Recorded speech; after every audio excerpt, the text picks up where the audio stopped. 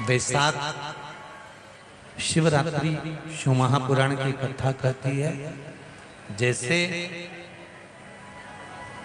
शरीर की कोई भी इंद्री में जैसे हाथ हो, कई कई माताओं के या पुरुष लोगों के, कई लोगों के, ये नहीं है कि तुम्हारे हाथ केवल तुम बूढ़े होगे तभी कांपते। कई कई बहन बेटियों के, कई कई जवान लोगों के भी हाथ जब सीधा करवाओ तो कांपने लगता है, कंपन करता है। उनको लगता है कि हमको कोई रोग हो गया, कोई बीमारी हो गई। डॉक्टर को भी दिखाते हैं कि ये हमारा हाथ कांपता बहुत है, कंपन बहुत करता है। उसका एक उपाय अग्नि पुराण में से आप निकाल कर सकते हैं। जिनके भी हाथ कांपते हो, चाहे वो युवान बेटा बेटी हो, चाहे वो वृद्ध हो, जिनके भी हाथ कांपते हैं, हाथ में थोड़ा बहुत कंपन रहता है। और ऐसे कई लोग हैं, केवल हम उनको नहीं कहेंगे कि बुजुर्ग लोगों के ही कांपते हैं, बहुएं हैं, बेटियां हैं, कई काम करने वाले जो होते हैं, जिन दिन रात दुकान पर बैठते हैं, काम करते हैं, उनके भी हाथ में थोड़ा कंपन आने लगता है। महाराज, काली तिल शंकर भगवान को किसी भी सोमवार के दिन समर्पित कर देते। उस काली तिल को चढ़ाने के बाद एक बेलपत्री, एक शमी पत्र शिव जी को चढ़ाना। बेलपत्री और शमी पत्र को उठाकर जहां से पानी, शिवलिंग जलाधारी, ये पानी बहने का स्थान, जहां से पानी नीचे की ओर जाता है, बेलपत्री और शमी पत्र को उठाकर जहां से पानी नीचे की ओर जाता है, वहां उस पत्ती को रख दे। काली तिल को वापिस जलाधारी पर से शिवलिंग पे से उतार कर लेकर आ जाए और उसको डब्बी में रख लें। सुबह उठने के बाद में, मुंह धोने के बाद में, नाश्ता करने से पहले या कुछ भी खाने से पहले मुख में 2 दाने वो काली तिल के हाटकेश्वर महादेव का नाम लेकर, कौन से महादेव? हाटकेश्वर महादेव का नाम लेकर 2 दाने उस काली तिल के खाना चालू कर दीजिए। 8 दिन 9 दिन कर लो, हाथ में कंपन आना बंद हो जाएगा और आपका हाथ धीरे धीरे ठीक हो जाएगा। माताओं से निवेदन, बड़ा सुंदर भाव से फिर निवेदन करूंगा, जिसका बेटा, जिसका बच्चा मंद बुद्धि हो, विवेक काम नहीं कर रहा हो, बुद्धि काम नहीं कर रही, चित्त काम नहीं कर रहा, बहुत चिड़चिड़ा, बहुत उचिष्ट, विवेक काम नहीं कर रहा, बुद्धि काम नहीं कर रही, हां, यहां तक शिव महापुराण की कथा कहती है, एक बीमारी होती है जिसमें नसें शरीर की काम करना बंद कर देती है, और वो उस बीमारी का इलाज पूरे बाहर विदेश में भी नहीं है, जिसमें धीरे धीरे धीरे धीरे नाड़ियां, नसें बंद होती चली जाती है, पांव हाथ काम करना बंद कर देता है, फिर वाणी कम हो जाती है, नयन दिखना बंद हो जाता है, शरीर बेकार। उसके लिए भी कोई मंदबुद्धि है, उसके लिए भी शिव महापुराण की कथा कहती है, हफ्ते 2 हफ्ते में कभी सोमवार के दिन, भले मट्टी का बर्तन तुम्हारे घर में नहीं हो, घर में कोरा सा दिया भी हो, कोरा दिया, दिया कोरा मतलब उसमें दीप ना लगा हो, मट्टी का नया दिया, उसमें अगर आपने थोड़ा पानी भरकर रख भी दिया और उसमें गलते गलते वो पानी ज़्यादा नहीं भी बचा, 2 बूंद भी बचा है, और वो 2 बूंद भी अशोक सुंदरी वाली जगह पर चढ़ा है, और वही पानी जिसकी विवेक, जिसकी बुद्धि, जो मंद बुद्धि कहा जाता है, उसको अगर बेलपत्री के साथ में वो जल की 2 बूंद भी उसको दी जाए तो वो विवेकवान बनता चले जाता, उसकी बुद्धि काम करना प्रारंभ करती। कितना भी मंद बुद्धि हो, पड़ा रहता हो, पड़ा है, मुंह से राल बह रही है, वो बोल नहीं पा रहा, शरीर विग्रह बेकार बिल्कुल, उसके लिए भी ये कार्य करता। शिव पर चढ़ा हुआ मट्टी के पात्र का जल सुख प्रदान करता है। बैसाख के महीने में पीपल के वृक्ष के नीचे, बेलपत्री के वृक्ष के नीचे, तुलसी के पौधे के नीचे, आंवले के नीचे, बट वृक्ष के नीचे, शमी वृक्ष के नीचे जल चढ़ाने का महत्व हमारे यहाँ बैसाख शिवरात्रि शिव महापुराण में मिलता है।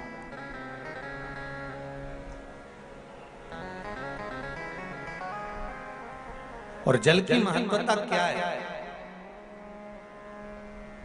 महाराज? जैसे देवराज ने भगवान शंकर के मंदिर में पहुंचकर मात्र कुछ देर की शिव महापुराण की कथा सुनकर बेलपत्री के वृक्ष के नीचे अपने प्राणों को त्यागा, तो शिव के ही धाम पर चला गया, शंकर के धाम। बैसाख का महीना अगर किसी को एक गिलास पानी भी पिलाने का मौका मिल जाए ना, तो समझ लेना कि तुमने गंगा जी की 100 डुबकी लगाई। ये बैसाख का महीना चल रहा है।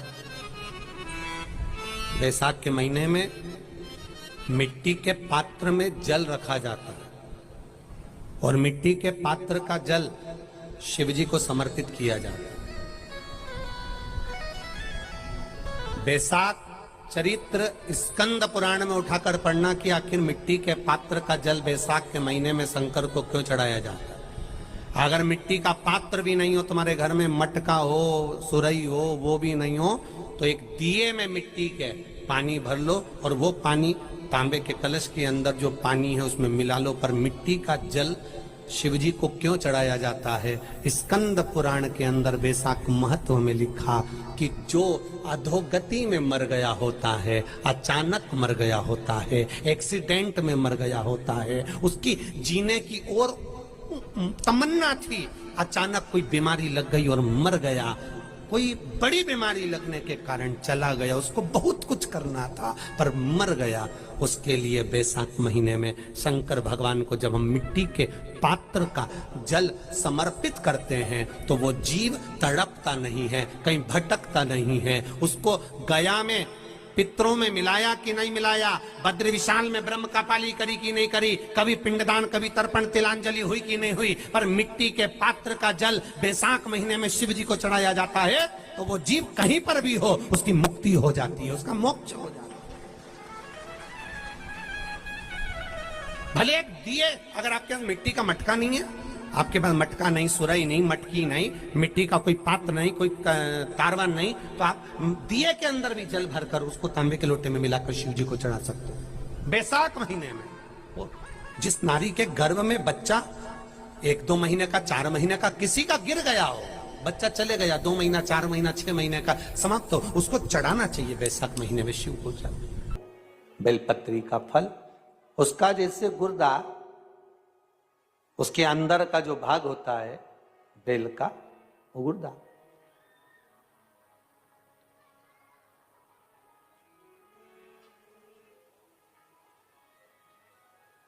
उसको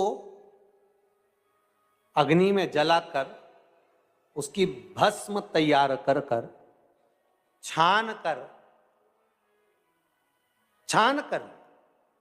जब जब आपके यहां विद्वान ब्राह्मण शिव जी का अभिषेक कराते हैं, पूजन कराते हैं, तो उसमें लिखते हैं पूजन के साहित्य में बेलपत्री, धतूरा, दुर्वा, ये उसमें नीचे लिखेंगे भस्म। लिखते कि नहीं लिखते? लिखते हैं ना, भस्म अभिषेक में चाहिए रहती। तब उस भस्म का थोड़ा सा भी भाग आप अगर शिव को समर्पित कर रहे हो तो ये जान लें कि शंकर मनवांछित फल प्रदान कर रहे हैं, शिव फल प्रदान कर रहे हैं।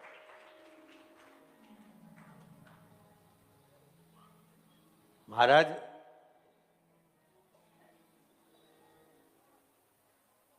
बेलपत्री के वृक्ष के नीचे बैठकर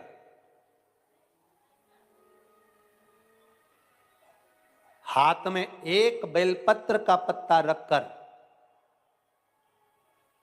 आप पंचाक्षर मंत्र नमः शिवाय, ओम नमः शिवाय या श्री शिवाय नमस्तुभ्यम या महामृत्युंजय मंत्र का स्मरण कर रहे हो, पर डंडी का भाग अपनी ओर, बेलपत्र की बीच वाली पत्ती का भाग बीच वाली उंगली की ओर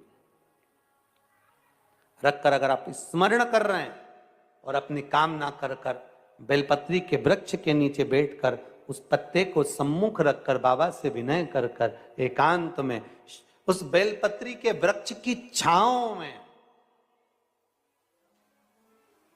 बेलपत्री के वृक्ष की छांव आप कामना कर कर उस पत्ते को शंकर भगवान के ऊपर समर्पित कर रहे हैं, तो ये जान कर रखें कि पार्वती और शिव का मिलन करवा रहे हैं और अपनी मनवांछित फल कामना पूर्ण करवा रहे हैं। क्योंकि शिव और पार्वती का जब मिलन होता है, शंकर पार्वती जब एक दूसरे के सम्मुख में होते हैं, शिव और पार्वती जब एक दूसरे के सामने अपने बच्चों के कारण एक दूसरे के सम्मुख में आते हैं, तो उनके चेहरे पर प्रसन्नता का भाव आ जाता है। तो फल, मनवांचित फल की कामना आप जिस कामना के लिए कर रहे हो, विवाह के लिए, नौकरी के लिए, सर्विस के लिए, व्यापार के लिए, रोग मुक्ति के लिए, आप जिस कामना से कर रहे हो, बस उससे कहकर कभी सोमवार का दिन हो, क्योंकि शंकर जी को सोम प्रिय है, सोमवार का दिन, चंद्र का वार शिव जी को प्रिय, शिव जी को प्रिय है।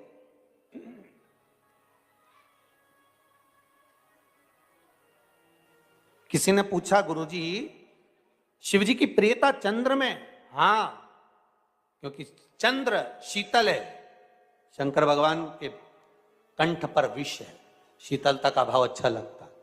शंकर भगवान को इसलिए कहते भोले, भोले को भोला पसंद है। आप जितने भोले रहेंगे, दुनिया के लोग भले आपको मूर्ख कहें, पगला कहें, भोला कहें, पर आप शंकर के प्रिय हो। ज्यादा हमें चतुर नहीं बनना। क्या करें चतुर बन के? बिलपत्री के वृक्ष में जो बेल लगा हुआ है, जो फल लगा हुआ है, उस फल की मुझे महत्वता श्रवण कर। लिंग पुराण कहती है, महाराज जो बच्चा हकलाता हो, अर्थात बोलते बोलते अटक जाता हो या वाणी हकला रही हो, तो शास्त्र कहता है कि बेल का जो फल होता है, उस बेल के फल को धीरे से फोड़कर ऊपर से चक्कू से उसको साफ कर कर अंदर से पूरे उसका जो गुर्दा है बेल के फल का, उसको निकालना है। और उस बेल के फल का जो गुर्दा है उसको निकाल कर वो खाली कर लीजिए बेल का।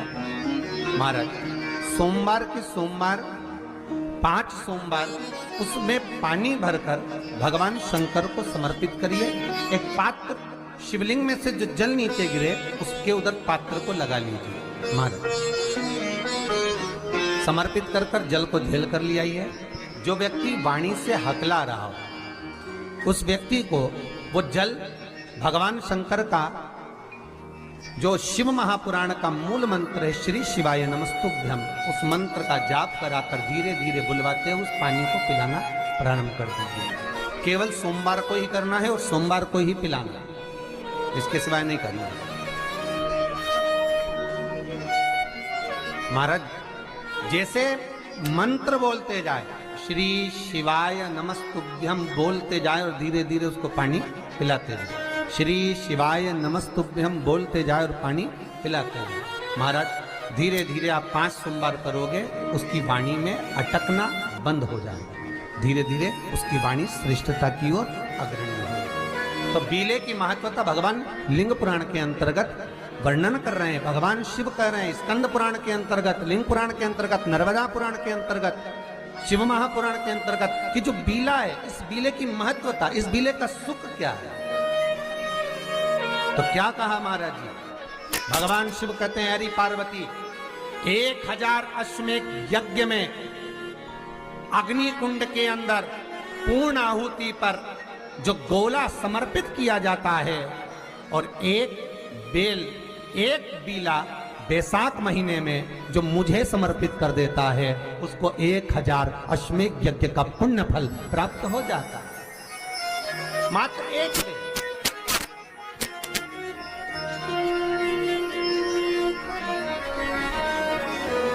बहुत अच्छे से समझना महाराज, फिर समझ लीजिए। केवल सारे शिवलिंग में एक नर्मदेश्वर महादेव ऐसे होते हैं जिन पर कुछ भी चढ़ाओगे तुम खा सकते हो। भगवान को अगर भोग लगाया तो तुमने खा लिया। भगवान के शिवलिंग को अगर कोई वस्तु टच हो गई तो तुम पा सकते हो। मिठाई हो, चूरमा हो, लड्डू हो, पेड़ा हो, गुलाब जामुन हो, इमरती, भजिया, पकौड़ा, फल फ्रूट जो भी होगा वो पा सकते हो। पर नर्मदेश्वर शिवलिंग को छोड़कर शिव महापुराण के अंतर्गत विद्धेश्वर संहिता में लिखा हुआ है कि बाकी के जितने शिवलिंग होंगे उसको अगर कोई वस्तु टच हो गई तो वो खाने के लायक नहीं रहती, वो सांसारिक मनुष्य नहीं खा सकता। शंकर के मंदिर का प्रसाद संसार का मनुष्य उसको ग्रहण नहीं कर सकता, उसको केवल बैरागी त्यागी जिसने घर छोड़ दिया, परिवार छोड़ दिया, अपने कुटुंब कबीले को छोड़ दिया, केवल वही पा सकता है। ये शिव महापुराण की विद्धेश्वर संहिता कर रही है। साथ के महीने में पीला चंदन को घिसकर थोड़ा सा उसमें गुलाब की पत्ती का रस डाला या गुलाब का इत्र डाला या गुलाब जल डाला, घिसने के बाद वही चंदन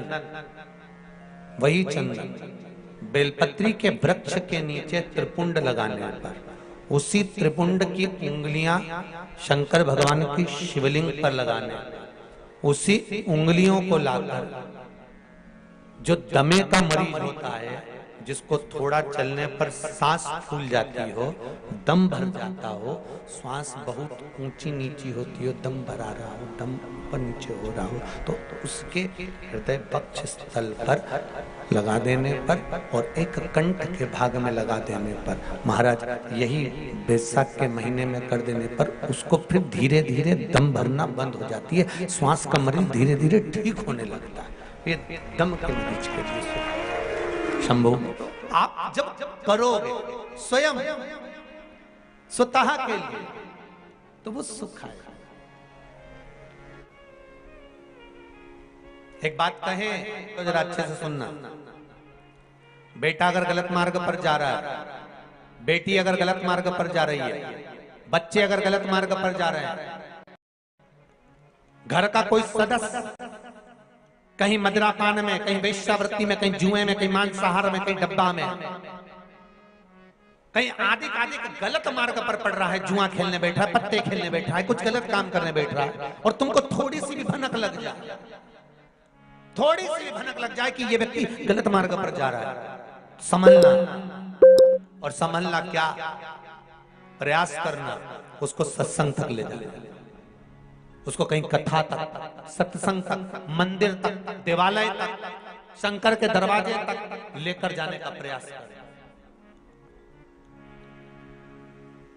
गलत मार्ग पर चलने वाला व्यक्ति अगर शंकर भगवान पर एक लोटा जल, मात्र थोड़ा सा इत्र डालकर, कोई भी इत्र जो तुम्हारे पास में हो वो डालकर, अगर इत्र भी ना मिले तो किसी फूल की पंखड़ी को डालकर शिव को समर्पित करने लगता है, महीना भर लगता है, उसका मार्ग विभाजन हो जाता है, गलत मार्ग से सत मार्ग की ओर चले जाता है।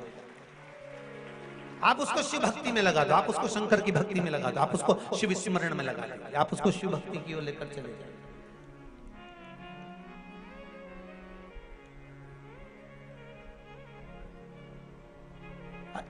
जितने प्रयोग बताए जाते हैं, जितने यहाँ से उपाय बताए जाते हैं, ये उपाय, ये प्रयोग, ये सारे जो प्रयोग हैं, उपाय हैं, ये ध्यान देना, ये दूसरों से कराने के नहीं, अपन को खुद को करना पड़ते हैं। जो गलत मार्ग पर चल रहा है तो वो खुद करे। रोज शंकर के मंदिर में प्रतिदिन जाने वाले को और एक और चीज अपने स्मरण में रहे, अगर शिव के मंदिर नहीं जा सकते तो अपने घर में जो शिवलिंग है उस पर जल चढ़ाओ, और यदि आप अपने शंकर के घर में शिवलिंग पर भी जल नहीं चढ़ा पा रहे हो तो किसी बेलपत्री का वृक्ष हो, उस वृक्ष के नीचे भी जल चढ़ाओ। और कभी मौका मिल जाए कभी भगवान शंकर की बड़ी करुणा हो जाए, भगवान शंकर की बड़ी उदारता हो जाए, भगवान शंकर की बड़ी कृपा हो जाए, बड़ी कृपा हो जाए। भगवान शंकर जिस दिन तुम्हारे ऊपर बहुत बड़ी कृपा कर दे, किसी सोमवार को 3 नियम बना लो। जिस दिन मेरा भोले बाबा तुम पर कृपा कर दे, उस दिन सोमवार का एक नियम बनाओ कि महीने का एक सोमवार मुझे ऐसा करना है, 3 नियम धारण करना है महीने के सोमवार को। पहला, सुबेरे जाकर शंकर भगवान को 1 लोटा जल चढ़ाना है। दूसरा, दोपहर के समय पर जाकर मुझे बेलपत्री के वृक्ष के नीचे एक चावल का दाना रखकर बेलपत्री की 7, 11, 21, 108, 51 जितनी परिक्रमा आप लगा सकते हो वो लगाना है। और तीसरा, बेलपत्री के वृक्ष के नीचे और शंकर के मंदिर के दरवाजे पर मुझे एक घी का दीपक लगाना है। बस ये 3 नियम जिसने महीने में एक बार ले लिया, समझ लो उसको पीछे हटने की जरूरत ही नहीं, वो आगे ही बढ़े। महीने के किसी एक सोमवार का ऐसा नियम बना लो कि मुझे 3 नियम धारण करना है। महीने के किसी भी एक सोमवार को, हम ये नहीं कहेंगे कि तुम सोमवार 5 पढ़ रहे हैं तो 5 को करो, 4 पढ़ रहे हैं तो 4 को करो, 3 पढ़ रहे हैं तो 3 को करो। तुम तो महीने का एक सोमवार का नियम बना। और मेरी जीजियों से, मेरी बेटियों से जो विदेश में रह रही हैं, जो कहीं बाहर रह रही हैं, कहीं बड़े शहर में रह रही हैं, जो रोज मंदिर नहीं जा सकते, हर किसी महीने के एक सोमवार को भी ये नियम निर्धारण करते, तो उनसे कहेंगे कि 3 महीने में एक सोमवार का नियम बना लो। 3 महीने में नहीं बना सकते तो 6 महीने में एक सोमवार का नियम बना लो। और 6 महीने में नहीं बना सकते तो 1 साल में एक सोमवार का ऐसा नियम बना लो कि मैं साल का एक सोमवार ऐसा रहूंगी कि सुबह सोमवार के दिन मंदिर में जाकर जल चढ़ाऊंगी, दोपहर में जाकर बाबा को एक अक्षत का दाना रखकर, अक्षत का मतलब है कि बाबा मेरी दिनों दिन उन्नति करना। बेलपत्री के वृक्ष के नीचे जो अक्षत रखा जाता है वो उन्नति के लिए रखा जाता है। शंकर के शिवलिंग पर जो अक्षत रखा जाता है वो रोग मुक्ति के लिए रखा जाता है। अशोक सुंदरी पर जो अक्षत रखा जाता है वो संतान प्राप्ति के लिए रखा जाता है। षडानंद कार्तिकेय की ओर जो अक्षत रखा जाता है वह हमारे बच्चों की सुख समृद्धि के लिए रखा जाता है। विनायक की ओर, गणेश जी की ओर जो अक्षत रखा जाता है वह हमारे घर में कोई मंगल कार्य आ जाए उसके लिए रखा जाता है। और जो पीठिका होती है जिसपे शिवलिंग रखा होता है, पार्वती जी का हस्तकमल, उस पर अक्षत रखा जाता है तो नारी के अखंड सौभाग्य के लिए रखा जाता है। अक्षत रखने का भी तरीका है। एक चावल का दाना कहाँ रखा जाता है, क्यों रखा जाता है, कैसे रखा। अब कई लोग कहते हैं गुरुजी ये शिव महापुराण में आप ये नियम बताते हो, तरीका बताते हो। हम तो उनसे कहेंगे डॉक्टर के पास जाओगे तो डॉक्टर भी गोली लिखकर ये नहीं कह देगा कि ये सारी गोली एक साथ खा जा। डॉक्टर भी कहेगा ये गोली सुबह खाना है, ये गोली शाम को खाना है, ये गोली दोपहर में खाना, ये गोली भूखे रहकर खाना। बोलो सही है कि गलत है? ये रात्रि को खाना खाने के बाद खा लेना, ये खाना खाने के पहले, ये नाश्ते के पहले। और सुनो, ये दवाई, ये वाली पीछे वाली जो दवाई लो ना इसको दूध से लेना, ये वाली जो दवाई लो ना इसको पानी से लेना। और सुनो, ये डब्बी है इसको पानी में मिलाकर फिर पीना। दवाई लेने का भी तरीका है, उसी तरह शिव महापुराण में एक एक अक्षत का भी तरीका है और एक एक बेलपत्री का भी तरीका है। अब मान लो कई लोग कहते हैं गुरुजी आप ये तरीका बताते हो शिव पुराण के माध्यम से, कई लोगों के मन में संशय जागता है, तो अगर हम एक साथ चावल चढ़ा दे तो उसका क्या तरीका है? तो हमारा निवेदन है डॉक्टर जो दवाई ले एक ही बार में निपटा जाए, एक ही बार में खा ले। दवाई एक बार में पूरी खा गए असर नहीं करेगी, इसमें डॉक्टर का कोई दोष नहीं है। उसने तो बताया था ऐसे लेना, ऐसे लेना। और तुमने, मैं डॉक्टर साहब ने पूछा दवाई पूरी ली, शाम की दवाई भूल गई थी, सवेरे की दवाई भूल गई थी, ये दवाई भूल गई थी। डॉक्टर कहेगा हमने तो नियम बताया था, तुमने नहीं खाई तो असर कहाँ से करेगी? तुम असर कब करती है? जब हम पूजन के तरीके को जान जाएं, जब हम अर्चना के तरीके को जाएं। आप साल भर का एक सोमवार निकाल लो, 6 महीने का एक सोमवार निकाल लो, 3 महीने का एक सोमवार निकाल लो, महीने का एक सोमवार निकाल लो, अपने से दिल में बन जाए तो एक सोमवार ऐसा निकालो जिसके 3 नियम धारण हो। पहला, उसी सोमवार जिसको कर रहे हो उस दिन सुबह जल चढ़ाना। दूसरे, दोपहर के समय पर जाकर बेलपत्री के वृक्ष के नीचे एक चावल का दाना रखना। और परिक्रमा बेलपत्र की जितनी तुमसे बन जाए, जितनी तुम्हारे शरीर की कैपेसिटी हो, जितना तुम्हारा शरीर चलते बन जाए। हम तो ये भी नहीं कहते कि तुम भूखे रहकर भगवान का भजन करो, हम कभी नहीं कहते। हम तो यहां तक कहते हैं, हमारे पुष्टि मार्ग में यहां तक कहा गया कि वल्लभ कुल की एकादशी करो, भले बकरी जैसे चरो पर एकादशी करो। हम तो यहां तक कहते हैं कि बहुत समय से कल मेरी एकादशी है, एकादशी है, एकादशी है, एकादशी है, पूरे घर को हिलाकर रख दिया, एकादशी है, एकादशी, एकादशी है। बहू टेंशन में, बेटा डिप्रेशन में, पति पपीता ला ला के, सेव फल ला ला के, मूंगफली का दाना ला ला के, काजू कतली ला ला के, सेव फल ला ला के, और सारा सामान, साबूदाना और खिचड़ी और ना चिप्स ना जाने क्या क्या ला ला के, बेचारा पति एकादशी आती है वो नौमी से चिंता में पड़ जाता है।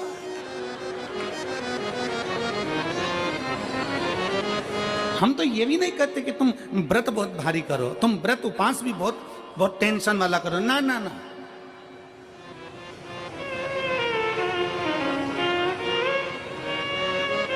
अपने को व्रत उपास भी इतना बहुत बहुत भूखे रह रहे हो, बहुत प्यासे रह रहे हो, और मालूम पड़े कि भगवान हमें मिलेगा, भगवान हमें मिलेगा। भगवान कहता है कि देख भाई, मैं भी भूखा नहीं रहता, तू भी भूखा मत रहे, मैं भी चकाचक रहता हूँ, तू भी चकाचक रहे, मैं भी अपने। और भगवान शंकर तो ये भी कहते हैं कि अपना परिवार भी मत छोड़ो, मेरे पास में पार्वती भी, एक ही देवता है जो विद फैमिली मंदिर में बैठता है। शंकर जी हैं तो पार्वती जी है, तो गणेश जी हैं, तो कार्तिकेय जी हैं, तो नंदी है, सब मंदिर के अंदर चाहिए। शंकर भगवान अपने पूरे परिवार के साथ। शंकर जी तो ये कहते हैं अकेले तुम क्यों रहते हो।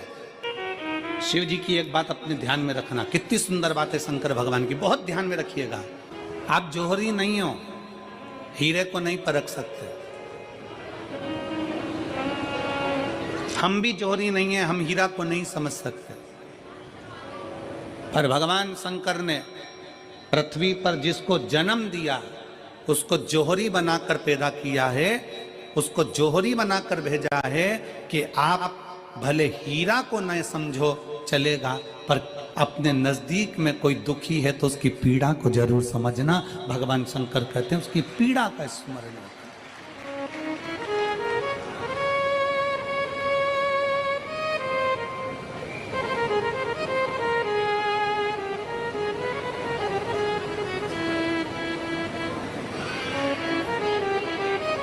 हीरा को समझो ना समझो, पर पीड़ा को जरूर समझिए। किसी के दर्द को जरूर समझिए, किसी के दुख को जरूर समझिए, किसी की तकलीफों को जरूर समझिए। पशुपतिनाथ का व्रत करते हो आप, 16 सोमवार का व्रत करते हो आप, संकट सोमवार का व्रत करते हो आप, शिवरात्रि का व्रत करते हो, सोमवार की अष्टमी का व्रत करते हो। उन व्रतों में सारे व्रत करो, मना नहीं है, पर उस व्रत में अपना पूर्ण समर्पण परमात्मा के प्रति रखो। केवल खाना छोड़ा है, अन्न छोड़ा है, भोजन छोड़ा है, और दिन में सुबह से लेकर शाम तक 2-3 बार तुमने कुछ ना कुछ पाया है, वो व्रत हो सकता है आपकी दृष्टि में, पर हमारी दृष्टि में व्रत कौन सा है। शिव महापुराण की कथा कहती है कि सुबेरे आपका व्रत चालू हुआ, दूसरे दिन ब्रह्म मुहूर्त तक जो आपका व्रत आपने रखा है, भगवान का जो व्रत कर रहे हो, उस व्रत में एक बात अपने अंदर उतार कर रखो कि इस दिन मैं अपने मोबाइल का त्याग करती हूँ, पूरे दिन मैं मैसेज नहीं पढ़ूंगी, मैं देखूंगी नहीं, मैं अपशब्द नहीं कहूंगी, मैं जानूंगी नहीं। दूसरा, आज के दिन मेरा व्रत है, आज 1 महीने में, 15 दिन में, 2 दिन में, 20 दिन में मैंने अगर किसी से भी अपशब्द कहा होगा, आड़ा टेढ़ा कहा होगा, तो सबसे पहले आज व्रत वाले दिन मैं उसको सॉरी कहूंगी, क्षमा मांगूंगी और अपने हृदय से लगाने का प्रयास करूंगी। व्रत है। व्रत का तीसरा अंश, आज मेरा व्रत है, मैं आज के दिन किसी को भी अपशब्द नहीं बोलूंगी, किसी के लिए आड़ा टेढ़ा नहीं बोलूंगा, आज जितना बन सकेगा मैं सात्विक जीवन जीऊंगा। चौथा, आज मेरा व्रत है, आज के दिन मैं झूठ नहीं बोलूंगी, ना झूठ बोलूंगा सुबह से लेकर शाम तक। और पांचवा, आज व्रत वाला दिन है, जितना फलार मैं करूंगी उसका पैसा जोड़ूंगी कि 15 रुपए का मैंने साबूदाना खाया, 10 रुपए का बटाटा खाया, ये खाया वो खाया, सारा हिसाब लगाकर 55, 60, 70 रुपए जितने होते हैं उसमें से एक अंश निकालकर मैं उसका एक भाग किसी गौशाला में जाकर गाय को चारा जरूर दूंगी। आपका व्रत, आपकी साधना, आपका तप, आपका बल, आप कैसा कर रहे हैं? केवल भूखे रहने पर भगवत पद की प्राप्ति नहीं होती। शिव महापुराण की कथा कहती है कि भूखे रहने से भगवान की प्राप्ति नहीं होती। शिव पुराण की कथा कहती है भगवान को पाने की भूख बढ़ाने से भगवान की प्राप्ति होती है। भीतर से परमात्मा को पाने की भूख बढ़ाइए, भगवान को पाने की भूख बढ़ाओ भीतर से।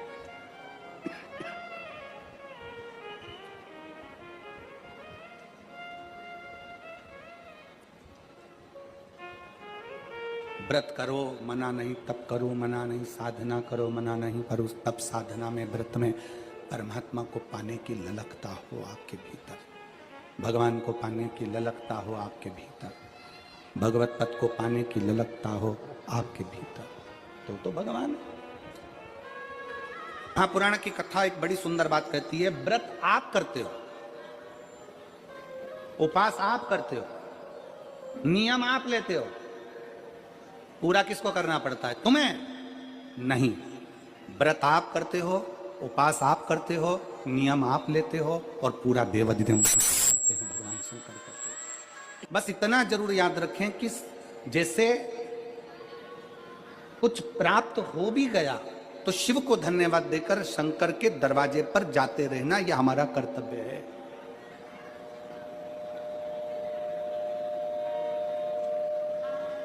एक बहन जी ने पत्र लिखा था कल। उस पत्र में बहन जी ने लिखा कि शिव महापुराण तप का मतलब क्या होता? चलिए उपास का मतलब बताओ। खाना छोड़ देना व्रत नहीं है,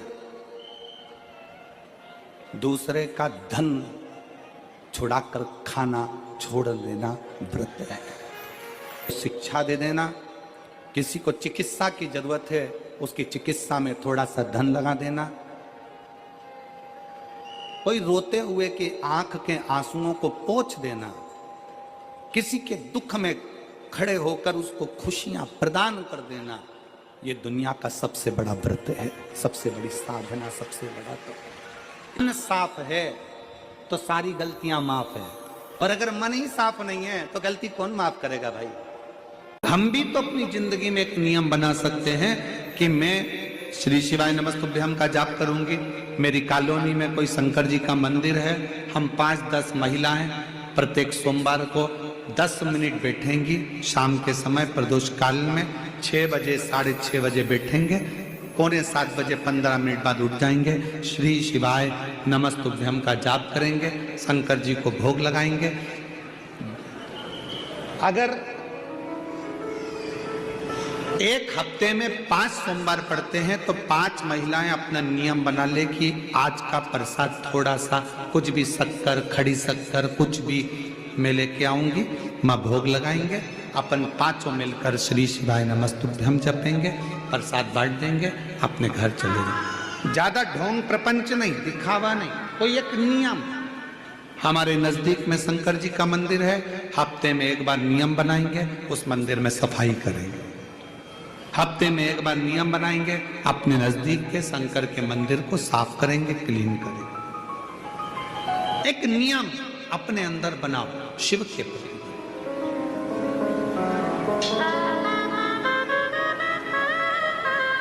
अपने भीतर जब हम नियम बना लेते हैं कि श्री शिवाय नमस्तुभ्यम जपना है, शिव को एक लोटा जल चढ़ाना है, शंकर की आराधना करना है, तो शिव हमारे लिए भी कोई ना कोई नियम जरूर बनाते हैं और हमारा कल्याण जरूर करते हैं।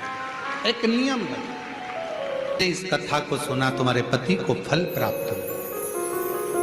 कलिकाल में संसार में जो शिव महापुराण की कथा को सुनता है, श्रवण करता है, करवाता है, बाँचता है, सुनता है, वो जितने जीव इस कथा को श्रवण करने आते हैं, केवल उनका ही नहीं, उनकी 71 पीढ़ी का कल्याण शिव पुराण की कथा का